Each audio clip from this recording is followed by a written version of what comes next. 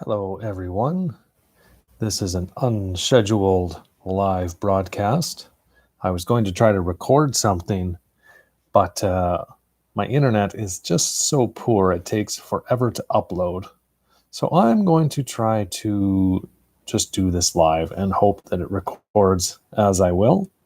No one knows that I'm doing this, so I don't expect anyone to be following along. But wanted to tell you a little story today, and over the next week or so, there's actually a few episodes in the history of the church where they had to deal with plague and where we might find their response to it as instructive for ourselves. So one of the stories that you may have heard about that's been going around on Facebook has been about Martin Luther. So Martin Luther and those from his day, they were well acquainted with times such as we're going through. And in fact, they had it a lot worse. You see, Europe had been dealing with reoccurrences of the bubonic plague for nearly 2 centuries in his day. And in 1527, when he wrote this letter that we'll read from in a moment, in 1527, he was in the midst of a period where at least one scholar suggests that there was a reoccurrence of the plague every 9 years. This was in Europe, of course. And every time it flared up, according to studies, as much as a third of the population would perish. So this is the time that Martin Luther's living in. And so they were accustomed to this, and this was a horrible occurrence that would happen on a fairly regular basis. So, as I said, it occurred in 1527 again, the plague. And Martin Luther was a teacher at the University of Wittenberg. And at that time, the people, the students and faculty, were told to go home because of the plague. They were told, in fact, to leave the city was the suggestion. But Martin Luther stayed behind, and he stayed behind for several reasons, one of which was to care for the poor, but also to advise others on how and what they should be doing, including the city council. And in fact, not only did he help care for the poor, but he and his wife, Katerina, actually opened their home up to those who were suffering from the plague.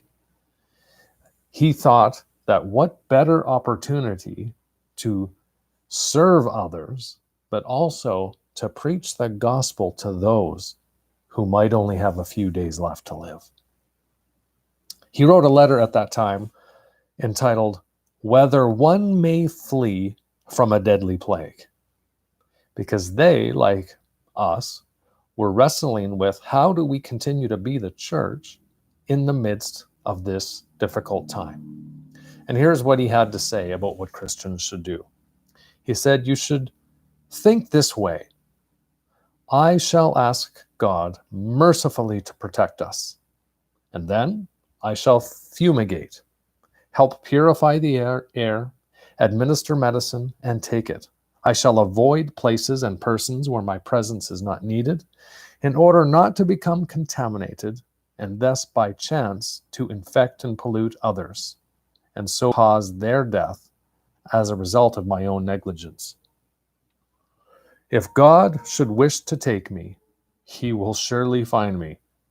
But I have done what he has expected of me, and so I am not responsible either for my own death or the death of others.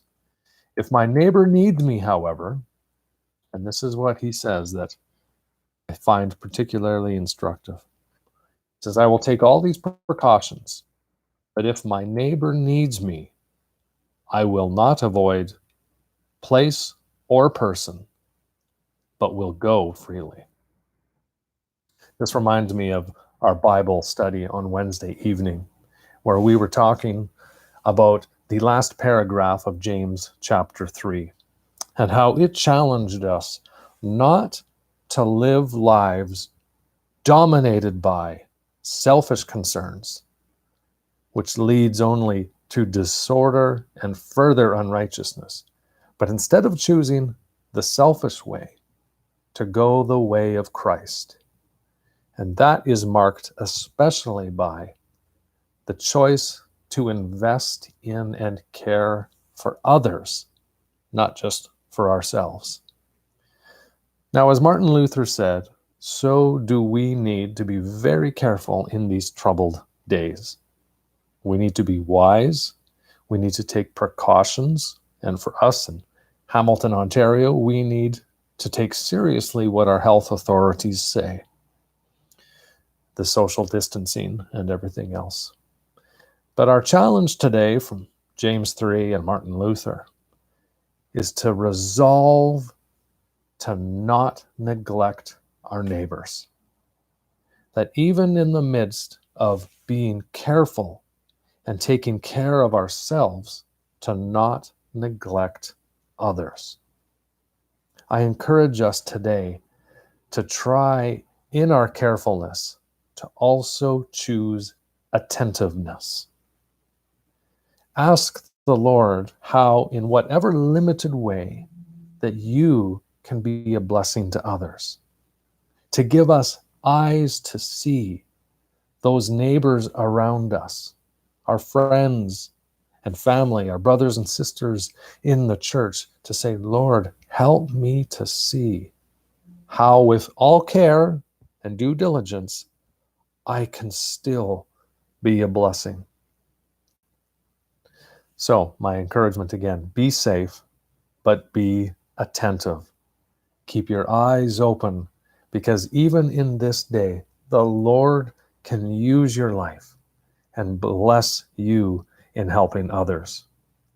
So in closing, I share that familiar prayer from the scripture. May the Lord bless you and keep you. May the Lord make his face shine upon you and be gracious to you. The Lord turn his face towards you and give you peace.